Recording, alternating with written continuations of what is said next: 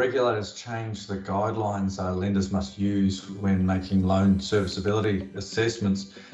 These look at how comfortably borrowers can meet their repayment obligations under higher interest rate assumptions. The previous guideline was to assume a loan rate 250 basis points above the starting point. Now APRA is saying that lenders must use a buffer of 300 basis points.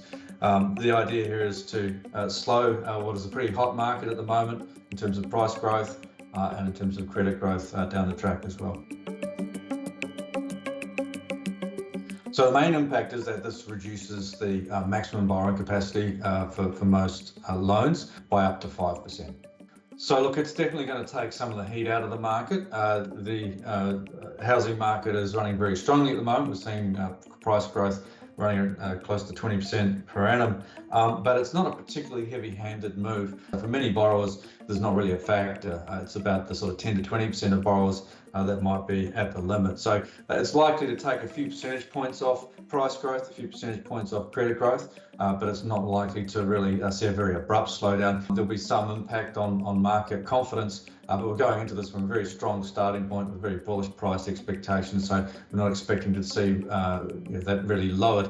That said, this is the beginning of a macroprudential tightening. We think there'll be more measures down the track, and with affordability becoming more stretched, and as we move into late next year in 2023, the prospect of actual interest rate increases, we think it does mark the beginning of a slowdown that'll become more pronounced next year.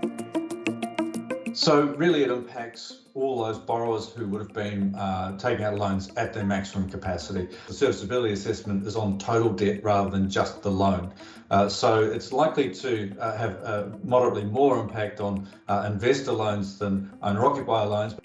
It will obviously impact maximum borrowing capacity for first home buyers. They tend to get knocked out more by LVR requirements, i.e. having a deposit, especially when prices are rising 20% plus a year. That's probably the binding constraint for first home buyers rather than this serviceability assessment. But overall, it's another thing that's going to make it harder to get over the hurdle to home ownership. So it is likely that we'll see some follow-on measures. Macroprudential measures aren't sort of one and done. They tend to be cumulative measures over time required to contain a market boom. Looks like some combination of high debt restrictions on high debt to income and high LVR loans, so debt to income loans over 6 and LVRs over 80%, perhaps with some special differential criteria for first home buyers so that the tightening of measures don't affect first home buyers quite so much. So timing wise, it looks like any sort of follow-up macroprudential tightening is likely to be early next year at the earliest. It's going to take a few months to really know